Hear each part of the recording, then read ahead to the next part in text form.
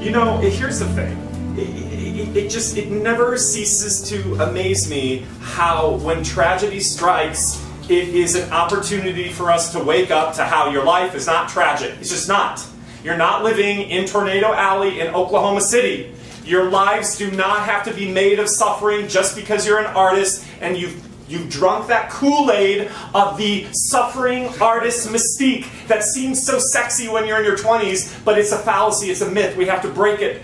There doesn't have to be suffering and pain around your lives as artists. You have blessed lives. You're creators. It's an actual empowered life. Now listen, I'm not here to say that, you know what, it's a Buddhist tenet that all life is suffering. For sure, we are pitched into this existence, whether you like it or not, you have no option. Life is suffering. That is an inherent gift, and if you're awake to it, curse of being on this planet. What's interesting to me is Joseph Campbell says, and I mentioned it in the book, is he says, we must learn to participate joyfully in the sorrows of life. But when tragedy occurs, that's real suffering.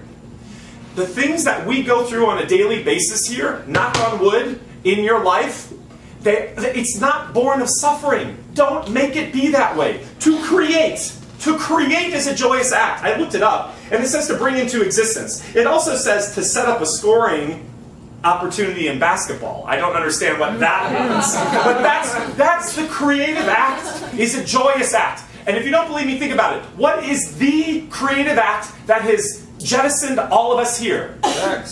Sex! Yes! And it is joyful! In fact, I mean, it can be a little weird and kinky and all those things too, but the actual act, the procreative act, is born out of joy.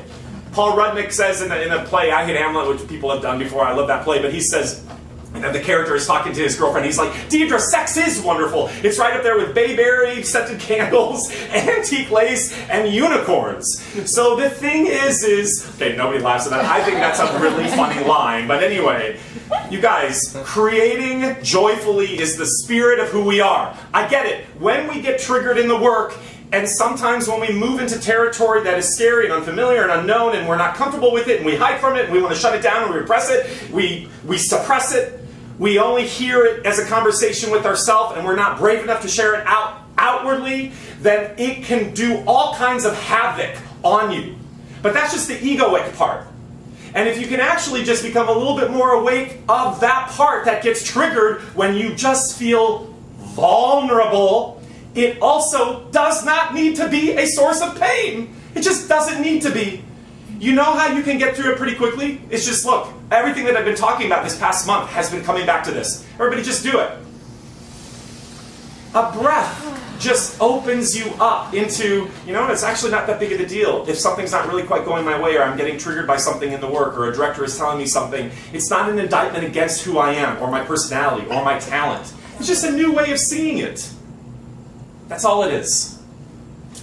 Just want to say two last things. Something that I a lot of times people ask me as they, move forward in getting more healthy in their lives and in their work, is sometimes that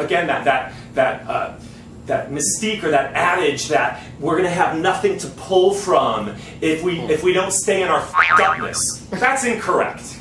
That's incorrect. The things that you really want to be as an artist come out of joy. They do. All the things that you're wanting to access as an artist come out of joy.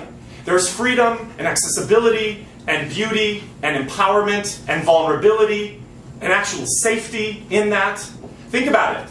When you get crunchy and shut down from an egoic part, it isn't of joy. So actually, you see, right there just goes to show you the things that you're seeking are asking you to stay in a space of joy. I know creating isn't always like that. I get it. I'm not asking us to not acknowledge when creating gets hard. I'm just asking us to be aware of when ego gets in and contaminates the whole process. You know, I thought about this. It's not even really a lesson, but some of you who came to the party, that was like an epic dance party. And it turned into these amazing moments of self-expression through dance. All of a sudden, like 60 people did a spontaneous line dance. I mean, I posted it on Facebook. I was blown away. And then, I mean, it was just like, that's the dance. That's the dance of life. That's the joy of why we're here on the planet, is to dance this dance of life. And people were doing, like, there was a dance-off on the slope, and I was so scared people were going to crack their head open. They were doing back bends and summer of salsa and backflips and handstands, and I was like, a dad, I was like, no, you're going to hurt yourself. Maybe that's like a mom, but I was like, no, you're going to hurt yourself. But anyway, it was so fun to see people celebrating, and not all those people were on alcohol. Those people were celebrating for the joy of creating. Okay, let me end with this. I read this just before I came because I needed a little bit of inspiration of just, you know, these things that I'm talking about. I'm not ever saying I haven't mastered, just always have to come back to remembering, getting out of my own way that keeps me from living in joy. Patanjali, you know, was the founder of yoga some 2,000 years ago. This is so amazing. Meditate on this week. It's very deep. He says, a belief is the idea we have of what reality should look like. And he says, faith is the acceptance of reality as it unfolds in front of us. I'm paraphrasing that a little bit, but that's basically what he said. I mean, he may not have said unfolds in front of us. I'll say it one more time. A belief is the idea we have of what reality should look like. Faith is the acceptance of reality as it unfolds.